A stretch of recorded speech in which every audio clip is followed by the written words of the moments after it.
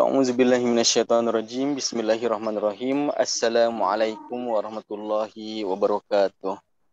Waalaikumsalam warahmatullahi Waalaikumsalam wabarakatuh. wabarakatuh. Alhamdulillahirabbil alamin. Alhamdulillahillazi anzala as-sakinata fi qulubil mu'minin liyazdadu imanan ma'a imanihim. Alhamdulillahil wahidil ahad al-fardus samad alladzi lam yalid wa lam yulad wa lam yakul lahu kufuwan ahad.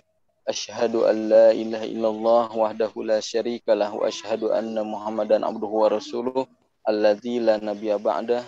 Allahumma salli wa sallim ala sayyidina wa habibina wa syafiina wa maulana Muhammad wa ala alihi wa ashabi ajma'in. Wa qala Allah ta'ala fil Qur'anil Karim, A'udzu billahi minasy syaithanir rajim. Ya ayyuhalladzina amanu tubu ilallah. Ya ayyuhalladzina amanu tubu ilallahi taubatan nasuha.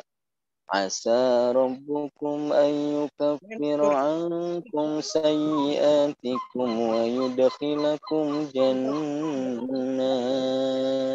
Al-ayah. Puji dan syukur kita panjatkan kepada Allah Subhanahu wa taala yang Maha melihat. Saat ini pun Allah Subhanahu wa taala sedang melihat gerak-gerik kita, yang Maha mendengar. Saat ini pun Allah sedang mendengar bisikan-bisikan yang ada dalam hati kita, yang Maha menyaksikan. Saat ini pun Allah sedang menyaksikan apa yang sedang kita lakukan. Salawat dan salam senantiasa tercurah kepada junjungan alam Rasulullah Muhammad Sallallahu Alaihi Wasallam, kepada keluarganya, para sahabatnya, para tabiin, sampai kepada umatnya yang taat hingga akhir zaman. Ihwah billah hafizakumullah, pengurus DPC Batam Kota, ya, Kota Batam, yang Al-Fakir hormati dan juga banggakan. Semoga kita semua senantiasa berada dalam keistiqomahan, senantiasa berada dalam kebaikan, senantiasa dalam limpahan naungan perlindungan Allah Subhanahu wa taala dari berbagai bala. Dan di antara cara untuk menghindarkan kita dari bala itu adalah dengan banyak bertobat, banyak beristighfar pada Allah Subhanahu wa taala. Tobat merupakan satu perintah Allah Subhanahu wa taala dalam surat At-Tahrim yang tadi Al-Fakir bacakan di awal, surat At-Tahrim ayat yang ke-8, di mana Allah Subhanahu wa taala berfirman, ya ayyuhalladzina amanu, hai orang-orang yang beriman, tubu ilallah, bertobatlah kalian kepada Allah, taubatan nasuha, dengan sebenar-benarnya tobat. Asa rabbukum ayyukaffiru ankum sayyiatikum, semoga Tuhanmu itu menghapuskan kesalahan-kesalahanmu, yudkhilakum jannat, dan memasukkan kalian itu ke dalam surga yang mengalir di buahnya itu sungai-sungai. Allah Subhanahu wa taala mengawali dengan ya ayyuhalladzina amanu. Allah manggil pada orang-orang beriman. Siapa mereka? Yang beriman pada Allah, iman pada malaikat, iman pada kitab-kitab Allah, iman kepada rasul-rasul Allah, iman pada hari kiamat, iman kepada qadar dan qadar. Intinya mereka itu adalah orang-orang yang ngaku beriman kepada Allah Subhanahu wa taala, harus merasa terpanggil dalam ayat ini. Apa katanya? Tubu ilallah, bertobatlah kalian kepada Allah Subhanahu wa taala. Tubu, taubat. Taubat bukan lagi anjuran, tetapi ini merupakan salah satu bentuk perintah Allah Subhanahu wa taala. Taubat secara lugawi artinya adalah arruju, artinya kembali. Sedangkan secara istilah, taubat itu merupakan kembalinya seseorang kepada Allah setelah sebelumnya itu menjauhi Allah Subhanahu wa taala, menyambungkan diri dengan Allah setelah sebelumnya itu memutuskan hubungan dengan Allah Subhanahu wa taala. Jadi kita kembali, agar tubuh ilallah artinya rujuk. Kembalilah semuanya kepada Allah Subhanahu wa taala, ya. Oleh karenanya kalau kita perhatikan, suaranya hilang. kalau kita perhatikan ya bahwa ternyata tobat ini merupakan salah satu bentuk amal ibadah. Rasulullah Shallallahu Alaihi Wasallam itu memerintahkan kepada kita untuk bertobat, sampai-sampai disebutkan dalam satu hadisnya, apa katanya dalam hadisnya itu, ya ayuhan nas tubu ilallah wastagfiruhu fa inni atubu fil yaumi mi'ata marrah. Jadi ya ayuhan nas, wahai sekalian manusia, tubu ilallah, bertobatlah kalian kepada Allah, wastagfiruhu, dan minta ampunlah kepada Dia, fa inni atubu fil yaumi mi'ata marrah, karena sungguhnya aku itu bertobat dalam sehari 100 kali. Baik, pertanyaannya adalah kenapa kita harus bertobat ya? Pertama ya, karena setiap manusia itu pasti berbuat salah. Kullu bani Adam khata'un wa khairul khata'in at-tawwabun. Setiap anak Adam pasti pernah berbuat salah. Khata'un tuh berbuat dan banyak berbuat salah. Wa khairul khata'in at-tawwabun. Akan tetapi sebaik-baiknya orang yang berbuat salah itu adalah orang yang senantiasa bertobat kepada Allah Subhanahu wa taala, ya. Orang yang bertobat kepada Allah Subhanahu wa taala. Makanya dalam beberapa keterangan disebutkan manusia berbuat salah itu adalah satu fitrah, karena manusia itu bukan malaikat ya. Yang mana malaikat itu dia nggak diberi nafsu, dia itu disuruh taat saja gitu kan, tidak bermaksiat. Kalau malaikat disuruh sujud, sujud aja terus. Kalau disuruh ruku, ruku aja. Disuruh zikir, zikir aja. Kalau manusia kan gitu, ada nafsunya. Artinya ada kecenderungan untuk berbuat baik. Nah, karena manusia itu banyak berbuat kesalahan, maka Allah Subhanahu wa taala merintahkan untuk tobat. Tobat itu untuk kepentingan dia sendiri, bukan untuk Allah Subhanahu wa taala. Dia tobat yang untung dia sendiri. Dia enggak tobat, yang rugi adalah dia sendiri. Jadi pertama, manusia itu suka berbuat salah, maka bersihkan diri dengan tobat. Yang kedua, bahwa setiap orang itu wajib untuk mendekatkan diri kepada Allah Subhanahu wa taala. Dan yang menjadi hijab penghalang dekatnya seseorang dengan Allah itu adalah banyak berbuat dosa. Oleh karenanya segala wasilah, segala sarana yang bisa menjadikan orang itu jauh dari Allah, ya itu harus dihilangkan. Makanya salah satu sarana agar semakin dekat dengan Allah itu adalah dengan bertobat kepada Allah Subhanahu wa taala. Kita buka hijab antara diri kita dengan Allah itu dengan tobat. Semakin banyak orang itu berbuat dosa, maka hijab antara dirinya dengan Allah itu semakin kuat. Gitu kan? Yang ketiga, tobat itu merupakan salah satu cara agar kita dicintai oleh Allah Subhanahu wa taala. Sebagaimana diabadikan dalam satu ayat, innallaha yuhibbut tawwabin wa yuhibbul mutatahhirin. Innallaha, sesungguhnya Allah itu yuhibbut tawwabin, mencintai orang-orang yang senantiasa bertobat, wa yuhibbul mutatahhirin, dan mencintai orang-orang yang bertobat. Kalau tawwabin itu menyucikan batin ya. Kalau mutatahhirin itu menyucikan jasad ya. Jadi semakin kita itu sering bertobat kepada Allah Subhanahu wa taala, maka semakin dicintai oleh Allah Subhanahu wa taala. Semakin mengotori diri kita dengan perbuatan dosa, maka semakin dimurkai oleh Allah Subhanahu wa taala dan tidak disukai oleh Allah Subhanahu wa taala. Ingin dapat meraih cinta Allah, maka banyaklah bertobat kepada Allah Subhanahu wa taala. Kemudian tadi dalam surat At-Tahrim ayat yang ke-8, tobat itu merupakan salah satu bentuk kewajiban ya.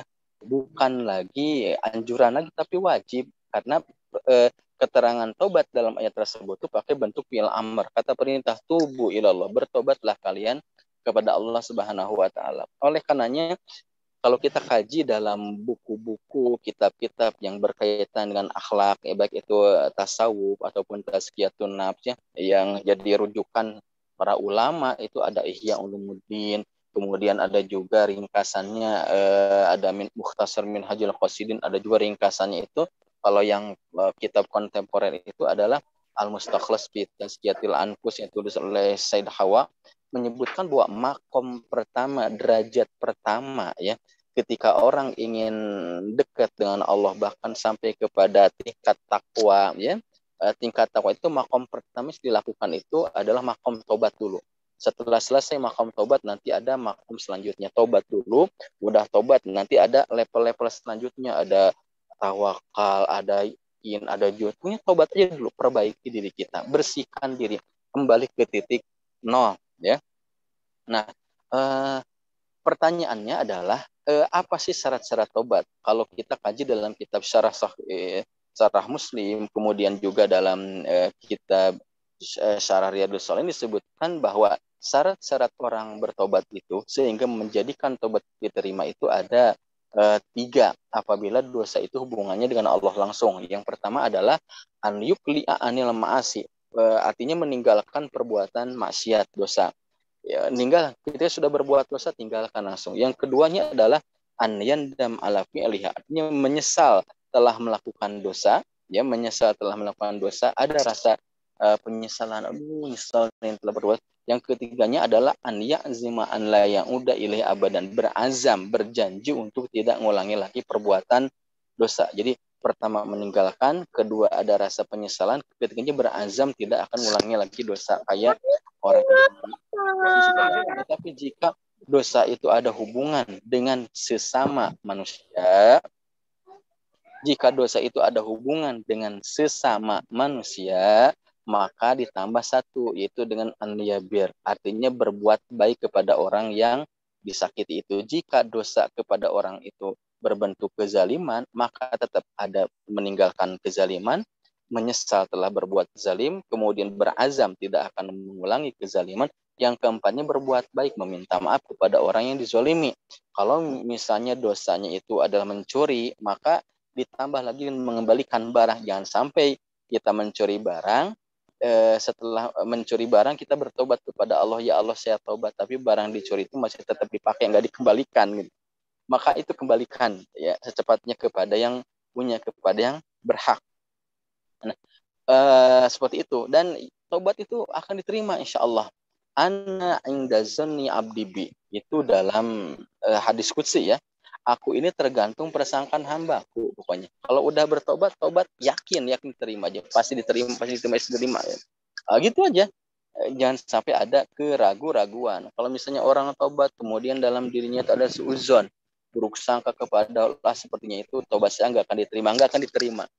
Doa saja kalau kita tidak yakin ya mardud, juga ditolak. Dalam satu hadisnya disebutkan bahwa Rasulullah SAW pernah menyatakan innallaha azza wa jalla yaqbalu doa al-abdi malam tata'ajjal. Sesungguhnya Allah azza wa jalla itu akan menerima doanya seorang hamba selama dia tidak tergesa-gesa gitu. Maka para sahabat itu ada yang bertanya, ya Rasulullah mal istijal, wahai Rasul, apa mana istijal itu, tergesa-gesa itu apa gitu kan ya. Maka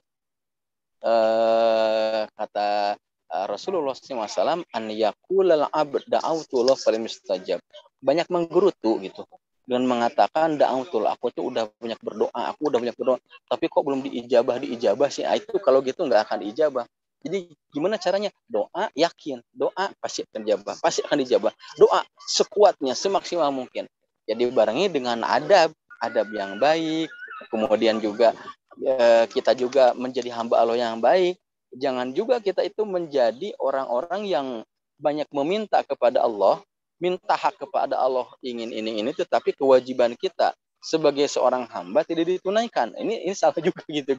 Jadi dalam surat Al-Fatihah itu ada kalimat iyyaka na'budu wa iyyaka nasta'in. Iyyaka na'budu, hanya kepadamu ya Allah na'budu, kami menyembah, beribadah, wa iyyaka nasta'in, dan hanya kepadamu ya Allah nasta'in, kami meminta pertolongan gitu. Artinya di sini yang didahulukan tuh na'budu dulu, ibadah dulu, baru meminta pertolongan. Maknanya jangan sampai kita tuh iyyaka nasta'in wa iyyaka na'bud, minta tolong pada Allah, ya Allah hanya kepadamu kami meminta ya Allah, dan hanya kepadamu ya Allah kami itu beribadah. Minta tolong dulu, ibadah dulu yang baik, baru minta tolong pada Allah Subhanahu wa taala. Baik, kembali kepada yang tadi ya. Tadi disebutkan bahwa syarat-syarat tobat itu ada penyesalan, keduanya ada janji ya, kemudian meninggalkan, ditambah lagi itu dengan cara berbuat baik kepada orang. Nah, ada kalimat zikir yang emang wajib dibaca gitu kan ya. Wajib dibaca, ini namanya zikir istighfar. Jadi ketika orang itu mau tobat, menyesal telah berbuat dosa, mau meninggalkan perbuatan dosa, kemudian juga berjanji, maka dibarengi dengan pengucapan kalimat-kalimat zikir, pengakuan atas dosa, yaitu dengan cara mengucapkan zikrul istighfar atau lafzul istighfar, yaitu astagfirullah. Jadi kita nyesal telah berbuat dosa, kemudian berjanji tidak akan mengulangi lagi, meninggalkan, dibarengi dengan ucapan astagfirullah. Astagfirullah, astagfirullah, aku minta ampun kepada Allah, aku minta ampun kepada Allah. Atau boleh juga dengan astagfirullahalazim. Astagfirullahalazim, astagfirullahalazim. Aku minta ampun kepada Allah Tuhan yang Maha Agung atas dosa-dosa yang telah dilakukan selama ini. Karena selama ini merasa mungkin kewajiban-kewajiban yang dilakukan belum maksimal. Ibadah-ibadah sunat juga kurang maksimal gitu kan ya, dan sebagainya. Kemudian yang selanjutnya boleh juga kalimatnya astagfirullahalazim wa atubu ilaik. Kan nanti astagfirullah, aku minta ampun pada Allah. Boleh juga astagfirullahalazim, aku minta ampun pada Allah Tuhan yang Maha Agung. Boleh juga astagfirullahalazim wa atubu ilaik, aku minta ampun kepada Allah Tuhan yang Maha Agung. Ya, astagfirullahalazim wa atubu ilaik, dan aku bertobat kepadanya. Boleh. Atau boleh juga kita itu bertobat, beristighfar, mengingat-ingat dosa sambil membaca doa-doa zikir istighfar yang dibacakan oleh para nabi. Misalnya kayak dalam Al-Quran seperti doa tobatnya Nabi Adam alaihissalam ketika diturunkan ke alam dunia ini, dipisahkan dengan Hawa, kemudian 100 tahun kemudian bertemu di Jabal Rahmah di Arafah. Maka Adam itu ketika turun ke dunia masih kosong, ulang-ulang doa, Rabbana zalamna anfusana wa illam taghfir lana wa tarhamna lanakunanna minal khasirin. Rabbana zalamna anfusana wa illam taghfir lana wa tarhamna lanakunanna minal khasirin. Gitu. Rabbana, wahai Rabb kami, wahai Tuhan kami, zalamna anfusana, kami telah menzalimi diri kami. Berbuat kesalahan ya, tergoda dengan godaan dari iblis ya, ketika Adam Hawa di surga, kata Allah Subhanahu wa taala, silahkan engkau makan apa saja yang ada di surga ini, tetapi pesannya wala taqrabu hadhihi syajar, janganlah engkau kalian berdua mendekati pohon ini. Bahkan jika engkau mendekati pohon ini maka termasuk orang zalim gitu kan ya. Jadi gitu, Rabbana, wahai Rabb kami, zalamna anfusana, kami telah menganiaya diri kami. Wa illam taghfir lana, jika engkau tidak memberikan ampunan pada kami, wa tarhamna, dan tidak memberikan rahmat, lanakunanna minal khasirin, maka sungguh kami ini termasuk orang yang rugi. Seperti itu. Nah, boleh juga kita tuh membaca doa Nabi Yunus, doa tobat Nabi Yunus ketika di dalam perut ikan gitu ya. Nabi Yunus kan tugas dakwah di satu wilayah Madain ya. Masyarakatnya menolak, udah Nabi Yunus meninggalkan kaumnya, pergi ke tempat yang jauh, ditegur oleh Allah Subhanahu wa taala. Naik perahu gitu kan. Ternyata goncang perahu itu. Kata yang perahu itu harus ada satu orang menceburkan diri kan, berat. Diundi keluar Yunus. Kata orang-orang yang di perahu itu, janganlah, ini Yunus ini orang soleh. Diundi lagi, keluar Yunus lagi. Jangan keluar lagi, Yunus lagi keluar. 3 kali keluar Yunus itu. Maka Yunus menceburkan diri, ternyata ikan. Nah, di dalam perut ikan gelap sekali. Telunjuk aja tidak terlihat. Kalau gelapnya malam kita masih bisa melihat cahaya. Nah, tapi ini gelapnya perut ikan itu gelap sekali. dan dalam kondisi bimbang, dalam kondisi gundah, dalam kondisi menyedihkan gitu, nggak ada siapa-siapa, bingung mau ngapain. Maka Nabi Yunus alaihissalam ngulang-ngulang doa, la ilaha illa anta subhanaka inni kuntu minadz zalimin. La ilaha illa anta subhanaka inni kuntu minadz zalimin. La ilaha illa anta subhanaka inni kuntu minadz zalimin. La ilaha illa anta. Tidak ada ilah kecuali engkau. Subhanak. Maha suci engkau. Inni kuntu minaz zolimin. Sesungguhnya aku ini termasuk orang-orang yang zalim. La ilaha illa anta. Tidak ada ilah kecuali. Terus ulang-ulang. La ilaha illa anta subhanaka inni kuntu minaz zolimin. La ilaha illa anta subhanaka inni kuntu minaz zolimin. Terus ulang-ulang gitu. Makanya para ulama itu ada yang menyebutkan bahwa doa la ilaha illa anta atau zikir la ilaha illa anta subhanaka inni kuntu minaz zalimin juga ini merupakan doa yang bisa dibacakan oleh siapapun yang dalam kondisi bimbang, gelisah, galau gitu kan ya, dalam kondisi saat ini. Nah, ataupun doa-doa lain lah kayak doa Sayyidul Istighfar tuh.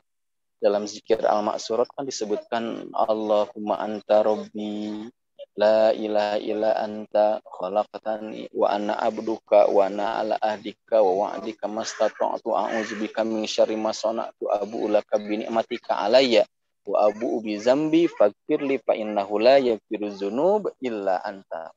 Itu doa juga Allahumma anta rabbi, ya Allah engkau adalah Tuhanku. La ilaha illa anta, tidak ada ilah kecuali engkau.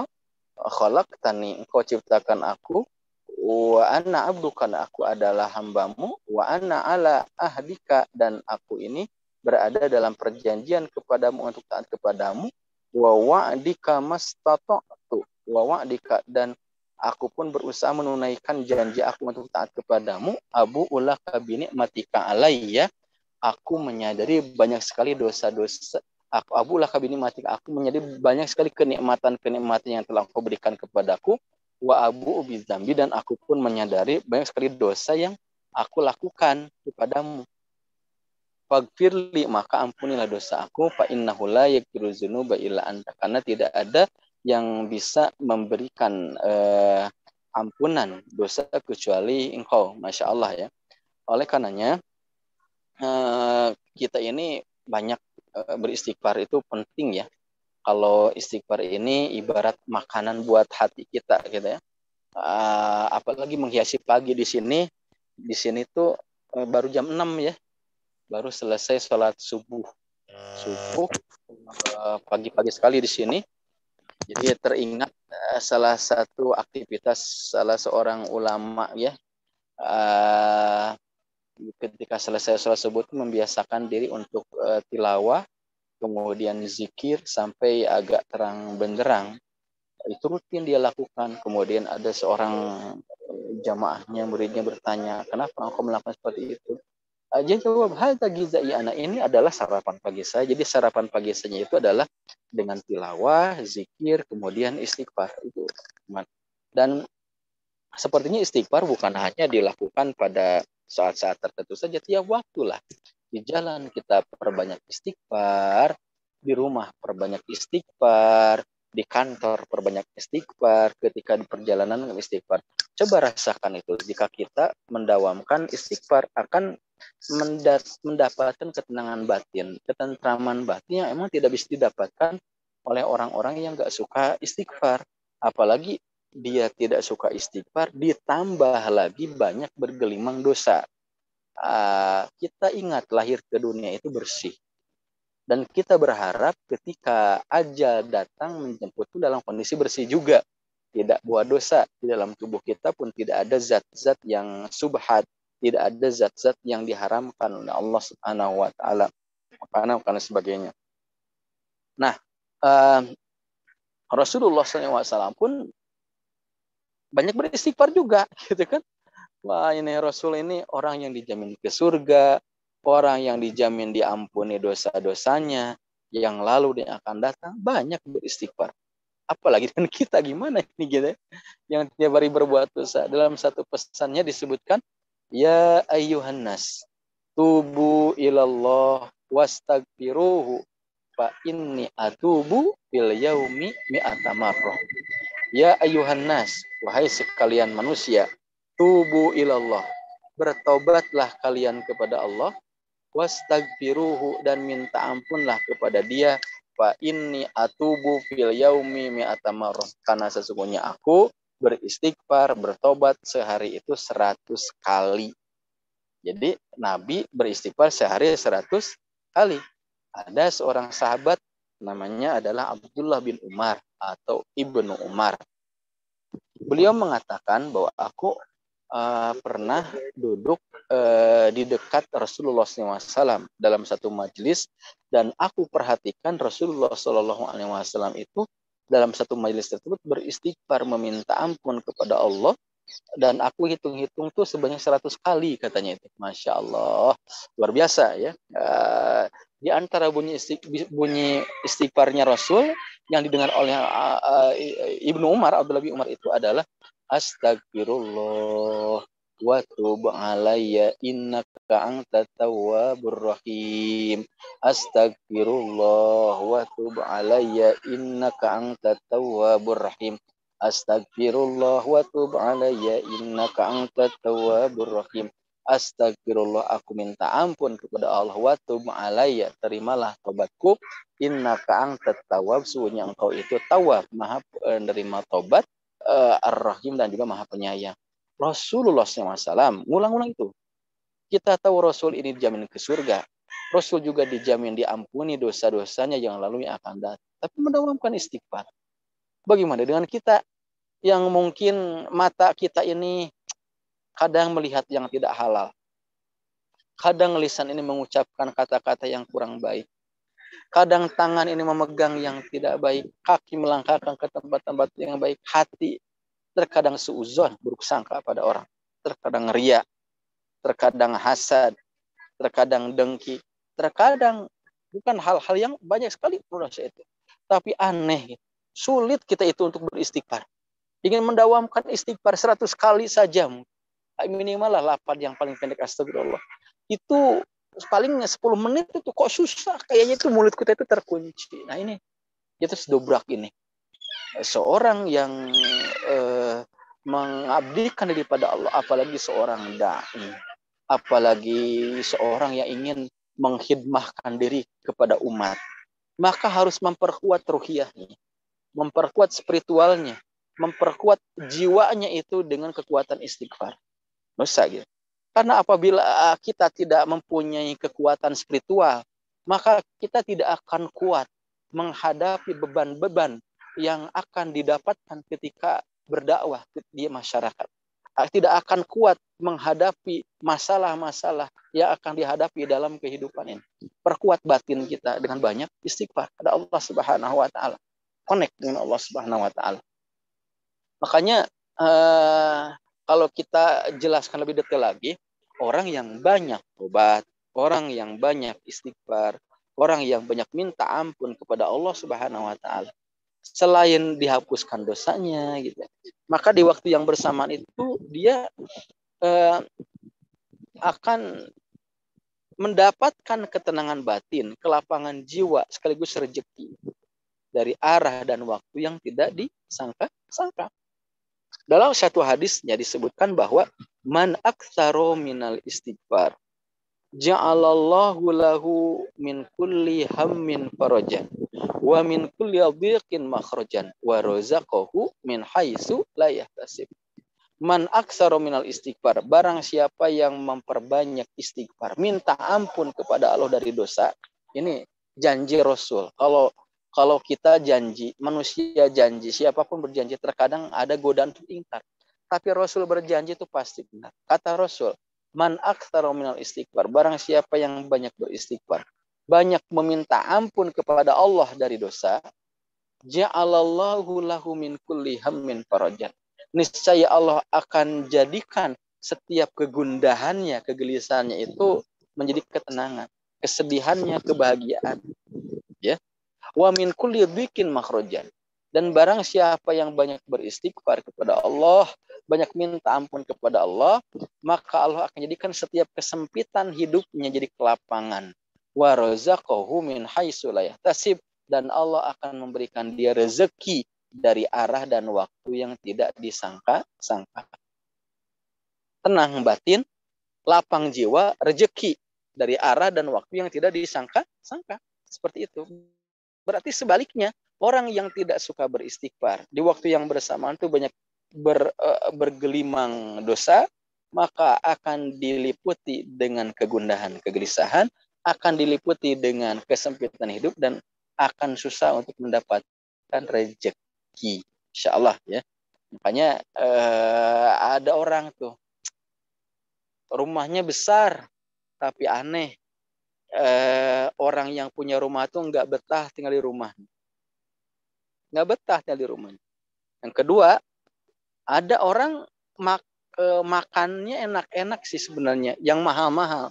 Tapi orang yang makannya tidak merasa nikmat gitu. Yang ketiga, itu ada orang-orang yang tidurnya di kamar yang empuk, kasur yang empuk gitu kan, kamarnya bagus, tapi aneh kok nggak nyenyak-nyenyak tidurin. Ini kan jadi problem, jadi masalah yang dihadapi oleh setiap orang itu. Oleh karenanya, di antara solusi untuk mendapatkan ketenangan batin, ketentraman jiwa, ya, rezeki dari arah dan waktu tidak disangka-sangka, adalah salah satunya ada dengan cara banyak beristighfar, meminta ampun kepada Allah Subhanahu wa taala. Apalagi saat sekarang gitu, dalam kondisi pandemi di mana orang itu banyak diliputi berbagai kesalahan, banyak problem, kemudian banyak juga orang-orang yang mungkin bisa aja stres gitu ya, depresi gitu kan. Banyak sekali orang-orang yang punya tekanan batin, ya, punya masalah dalam rumah tangganya, masalah dalam pekerjaannya, masalah dalam bisnisnya, masalah di lingkungan itunya, maka butuh sarana untuk menguatkan jiwa. Di antara caranya itu adalah banyak beristighfar kepada Allah Subhanahu wa taala. Nah, ikhwah fillah, hafizakumullah, ya. Taubat itu pasti terima. Kita dilarang berputus asa. La taknutu min rahmatillah. Janganlah putus asa dari rahmat Allah. Ya. Selama nyawa belum tenggorokan tuh kita bertobat, insya Allah diterima. Ya ayuhan. Dalam ini disebutkan innallaha azza wa jalla yakbalu doa, yakbalu taubatal abdi malam yugargir. Sesungguhnya Allah azza wa jalla itu akan menerima tobat seorang hamba selama nyawa belum ditenggorokan. Sesungguhnya Allah itu nerima tobat seorang hamba selama nyawa belum ditenggorokan. Jadi kalau nyawa udah di sini, maka dia tobat tidak akan diterima. Sebagaimana Fir'aun. Fir'aun itu dia togut ya, ngaku dirinya sebagai Tuhan, punya segalanya lah. Tapi ketika menjelang meninggal dunia, tenggelam, dia tobat dengan mengatakan amantu bi rabbi Musa wa Harun. Dalam kondisi tenggelam hampir mati itu, Firaun mengatakan, udah kalau begini caranya, udahlah aku beriman saja deh kepada Tuhannya Musa dan Harun. Kepada Tuhannya Musa dan Harun. Tapi nyawa udah di sini ya, nggak bisa nggak diterima. Tapi selama nyawa, gitu, insya Allah. Tapi kalau kita ini masih sehat, makanya perbanyak istighfar kepada Allah Subhanahu wa taala. Ya. Kita ini diciptakan oleh Allah Subhanahu wa taala untuk beribadah, tapi terkadang lupa. Dan salah satu bentuk ibadah itu ya istighfar. Ya. Dan istighfar merupakan wasilatun min wasaili tazkiyatin nafs. Istighfar ini merupakan salah satu wasilah, salah satu sarana tazkiyatun nafs, sarana untuk menyucikan jiwa ya, membersihkan diri dari dosa-dosa. Dan qad aflaha man zakkaha wa qad khaba man dasa. Sungguh berbahagia orang yang menyucikan jiwanya, wa qad khaba man dasaha, dan sungguh rugi orang yang mengotori jiwanya. Nah, jadi ini terjadi di masyarakat kita. Sehingga dari terangkat-terangkat yang tadi disebutkan, kita dapati bahwa amalan istighfar, amalan tobat ini merupakan amalan Nabi, amalan para sahabat Nabi, amalan para tabi'in, amalan tabi'ut tabi'in, termasuk juga orang soleh sampai sekarang. Bahkan setiap individu muslim itu wajib untuk senantiasa beristighfar dan bertobat, bahkan tiap hari lah. Jangan mengatakan udah tobatnya nanti aja deh kalau berbuat dosa. Kita sadarilah tiap hari itu pasti berbuat dosa. Hanya saja terkadang karena seringnya orang berbuat dosa, perbuatan dosa-dosa yang biasa itu dianggap sudah tidak berdosa lagi. Ini problem. Ini bahaya ya yang menimpa kepada kaum muslimin saat ini. Nyepelekan dosa gitu kan. Padahal setiap mukmin itu menganggap semua dosa apapun ya harus dianggap sebagai besar. Innal fajiro yarozunu bahu kaduba bin marro ala anfihi wa innal mu'mina yarozunu bahu ka'annahu qa'idun tahta jabalin yakhaf an yaqa alaih. Artinya bahwa orang fajir itu nganggap dosa itu seperti lalat hinggap di hidung. Jadi kalau ada lalat di hidung mungkin orang fajir itu nganggap dosa itu ya sepele lah, udah jangan sepele. Tetapi sebaliknya, wa innal mu'min, sesungguhnya orang mukmin itu yarozunu bahu memandang dosanya itu ka'annahu qa'idun tahta jabalin yakhafu an yaqala. Memandang dosa itu adalah seperti seakan-akan dia duduk di bawah gunung dan takut gunung itu menimpa dirinya. Nah, ini salah satu hal yang sangat penting ya, yang ada dalam kehidupan kita, nyepelekan dosa gitu kan. Laisa sogoir bil istimror walaisal kabair bil istighfar. Arti tidak ada dosa-dosa kecil jika dilakukan terus-menerus, dan tidak ada dosa-dosa besar jika dibarengi dengan istighfar, permintaan ampun kepada Allah Subhanahu wa taala. Makanya ya rahimakumullah, kita istighfar dan juga berusaha mengajak orang lain untuk banyak beristighfar, banyak tobat pada Allah Subhanahu wa taala, dan hati-hati juga jangan juga kita menyepelekan orang-orang yang masih jauh dari Allah Subhanahu wa taala, yang masih belum Allah Subhanahu wa taala, kita dekati mereka, kita tobat, kita pun ngajak orang untuk bertobat, karena al-fakir yakin setiap orang itu punya hati nurani. Sejelek-jelek apapun orang, seburuk-buruk apapun orang, jika disuruh tobat, disuruh istighfar, pasti dia tuh nggak akan menolak lah gitu. Karena itu merupakan salah satu bentuk amar ma'ruf. Makanya di antara tema materi kajian yang emang bisa diterima sama semua kalangan, salah satunya adalah tentang tobat. Tidak ada ikhtilaf.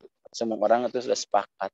Karena dosa itu bisa menghinggapi orang alim, orang jahil, orang kaya, orang fakir, orang sehat, orang sakit, orang tua, anak muda, pasti itu pernah melakukan dosa dan kesalahan. Dalam hatinya itu ada berbuat dosa. Nah, kalau kita ambil titiknya bahwa siapapun dia ya, selama dia ingin jadi hamba Allah, termasuk juga jika ingin berjuang bi'ilai kalimatillah, maka perdekat hubungan kita dengan Allah dengan istighfar dan tobat. Jangan sampai juga kita tuh ngerasa misalnya jadi orang yang sibuk berjuang membela agama Allah, tetapi istighfar sama tobat susah. Sebagaimana didapati fenomena-fenomena orang mungkin tidak menjaga tawazun, menjaga keseimbangan, mungkin aktif melakukan dakwah, tetapi ternyata ruqyah spiritualnya tuh kurang gitu kan ya. Tilawah, zikir, istighfarnya enggak jalan. Seperti ini kan ada tidak tawazun. Rasulullah SAW siang hari bagaikan singa gitu kan, wah aktif, tapi malam hari itu penuh dengan air mata, cucuran air mata untuk beristighfar dan bertobat pada Allah Subhanahu wa taala. Mungkin ini sebagai pengantar ya yang bisa saya sampaikan. Selanjutnya mungkin saya serahkan ke moderator dialog dan sekarang mungkin saya sambil jalan ya. Sambil jalan, jadi backgroundnya nggak kayak Sophia lagi. Lanjut aja ya, silakan. Baik, baik, jazakallah khair Ustaz untuk kita ini ya, untuk sesi selanjutnya ya, apa yang beliau sampaikan tadi mungkin sebagai referensi kita jika ada pertanyaan. Nanti sesi pertama ya, ada tanya jawabnya ini. Syukuran Ustaz ya, beliau menyampaikan bagaimana kita suruh bertobat kepada Allah Subhanahu wa taala. Ada 3. Tadi beliau menyampaikan sesuai dengan hadis Rasulullah ya, wahai sekalian manusia, bertobatlah kepada Allah Subhanahu wa taala. Yang ada 3. 1, karena setiap manusia pasti akan melakukan kesalahan atau berbuat dosa kepada Allah Subhanahu wa taala. Yang kedua, setiap orang itu wajib untuk mendekatkan diri kepada Allah Subhanahu wa taala, yang menjauhkan orang jauh dari Allah Subhanahu wa taala karena terhalang oleh dosa kita. Yang ketiga yaitu tobat adalah salah satu cara mendekatkan diri kepada Allah Subhanahu wa taala. Itulah intinya dari tobat yang beliau sampaikan. Di sini untuk untuk sesi tanya jawab ya. Kita nanti selesai itu jam 11.30. Jadi tafadhol dipersiapkan, mungkin ada tanya jawab bisa lewat chat ya, untuk bisa chat di situ. Insya Allah akan saya bacakan nanti yang ada chat. Tafadhol nih Ustaz, ada pertanyaan nih Ustaz. Iya, silahkan. Iya, dari saudara kita Romi. Ya. Pertanyaannya langsung aja Ustaz ya. Pertanyaannya saya bacakan ya. Siap. Bertanya Ustaz. Ya, apa pertanyaannya? Ya, di sini 1, dengan seseorang bersungguh-sungguh untuk bertaubat, apakah dosa syirik bisa terampuni dengan bertaubat atau ada kriteria dosa-dosa tertentu? Nah ini yang 1 ya, pertanyaan dari Haromi ini. Pertama, dengan seseorang bersungguh-sungguh untuk bertaubat, apakah dosa syirik bisa terampuni dengan bertaubat? Itu yang pertama Ustaz. Dan yang kedua, lanjut. Adakah kriteria dosa-dosa tertentu? Mohon penjelasan Ustaz. Syukron. Iya, yang pertama, dosa syirik itu disebutkan dalam satu keterangan, innallaha la yaghfiru an yushraka bihi wa yaghfiru ma duna zalika. Artinya sesungguhnya Allah itu tidak mengampuni dosa syirik, dan Allah itu mengampuni dosa selain syirik itu bagi yang Dia kehendaki. Artinya adalah bahwa kalau kita perhatikan, dosa syirik itu adalah dosa tingkat tinggi. Dalam kitab Al-Kabair yang ditulis oleh Imam Samsuddin Az-Zahabi disebutkan bahwa ada sekitar, dia itu nuliskan sekitar 70 dosa ya, 70 dosa-dosa besar. Dan dia menyebutkan bahwa dosa syirik itu dosa yang tingkat pertama. Dosa pertama ya. Kenapa? Karena ini merupakan satu hal yang luar biasa ya, khianatan pada Allah. Allah itu ngasih rejeki kepada dia, tapi ternyata dia malah menyembah pada selain Allah.